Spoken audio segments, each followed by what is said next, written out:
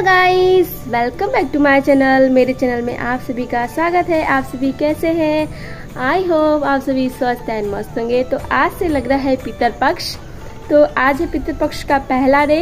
तो मैंने इस पितरपक्ष में अपने पितरों को कैसे खुश किया, तो प्लीज़ आप इस ब्लॉग में बने रहिए ताकि मैं आपको ये फुल वीडियो आपको बता सकूं स्टेप बाय स्टेप की अपने पितरों को खुश करने के लिए आप क्या क्या कर सकते हैं। तो आज है फर्स्ट डे, तो आप मेरे ब्लॉग में बने रहिए। अगर आप पहली बार आए तो प्लीज़ चैनल को लाइक सब्सक्राइब शेयर ज़्यादा से ज़्यादा करें। Bye bye. तो आज मैं बना रही हूँ कोहड़ा की दाल। तो यहाँ पे मैंने कोहड़े को कटिंग कर लिया है और ये है मिक्स दाल। मिक्स दाल में है चना, मसूर, मूंग, सारी दालें हैं। तो इसको अभी धो के दाल को चढ़ा देंगे। दाल को धोने के बाद मैंने इसमें कोहड़ा डाला और हल्दी, नमक और 2 टमाटर, जिससे टमाटर से ना अच्छा स्वाद आता है, तो ऐसा खट्टापन स्वाद आता है, इसलिए कोहड़े की दाल बहुत टेस्टी लगती है।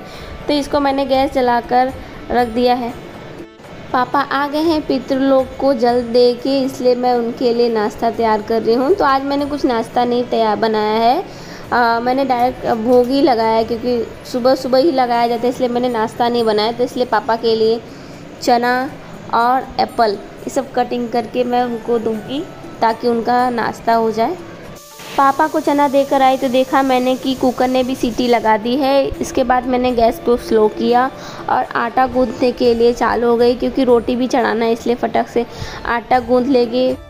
तो यहाँ पे आप लोग देख सकते हैं कितना मैंने छोटा छोटा प्यारा प्यारा रोटी बनाया अपने पितरों के लिए।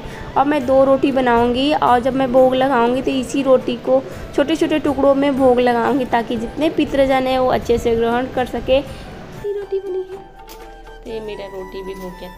यहाँ पे दाल भी पक के रेडी हो चुकी है। आप देख सकते हैं पूरा टमाटर दिख रहा है इसके अंदर। मैं इसे अच्छे से आलू मथनी से इसे मथ दूंगी ताकि अच्छे से दाल अच्छे से घुटा जाए। तो ये देखिए आप दाल कितनी प्यारी लगी। इसमें छौंक लगाएंगे, तो छौंक किस चीज़ का लगाएंगे, तो यहाँ पे मैंने कढ़ाई रख दिया है। इसमें मैंने डाल दिया है जीरा और हींग। उसके साथ भी लाल होते ही मैं इसमें डाल दूँगी लहसुन और मिर्चा।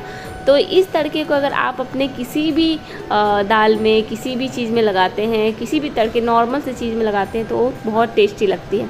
तो चलिए यहाँ पे मैंने कड़ी पत्ता भी डाल दिया है और यहाँ पे मैंने चावल चढ़ा दिया है। चावल होते ही और दाल तड़का लगाते ही इसके बाद मैं बनाऊँगी चाय, क्योंकि मम्मी बोल रही थी कि जो हमारे पूर्वज हैं यानी कि उनके सास ससुर, उनको चाय बहुत पसंद था, वो चाय बहुत पीते थे, इसलिए मैं उनके पसंद के लिए चाय भी बना रही हूँ। तो यहाँ पे मेरी चाय पक रही है।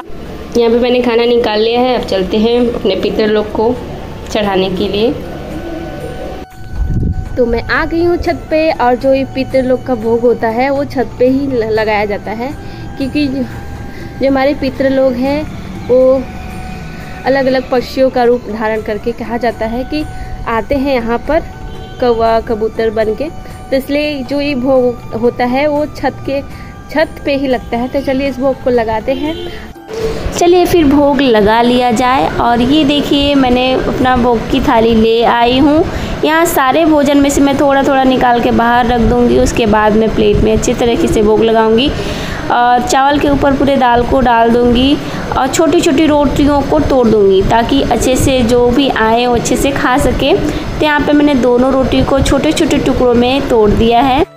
उसके बाद मैंने पानी से औचवन दिया है, ताकि जो खाना हो उसको बोला जाता है कि जुड़वा के दिया जाता है। तो यहाँ पे मैंने खाने को अच्छी तरीके से जुड़वा दिया है। मैंने उनसे आशीर्वाद मांगा कि मेरी पूरी फैमिली, मेरे बच्चे, मेरे सास ससुर, मेरे पति, सब लोग स्वस्थ एंड मस्त रहें, आप लोग भी अच्छे रहें। तो यहाँ पे मैंने भोग लगा दिए हैं। अब हमारे जो पितृजन है वो आएंगे, अपना भोग ग्रहण करेंगे।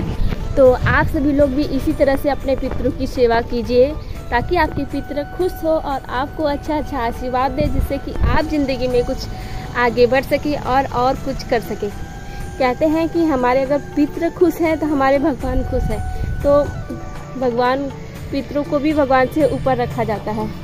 इसीलिए जो ये दिन होते हैं, तो ये पितृपक्ष कितने दिन का होता है, तो पितृपक्ष होता है 15 दिन का। 15 दिन प्रॉपर भगवान जी की सेवा नहीं की जाती है, पितरों लोग की सेवा की जाती है। जो हमारे पूर्वज हैं यानी कि हमारे सास, मम्मी के सास की सास, सब लोग जितनी पूर्वज है उनकी सेवा की जाती है।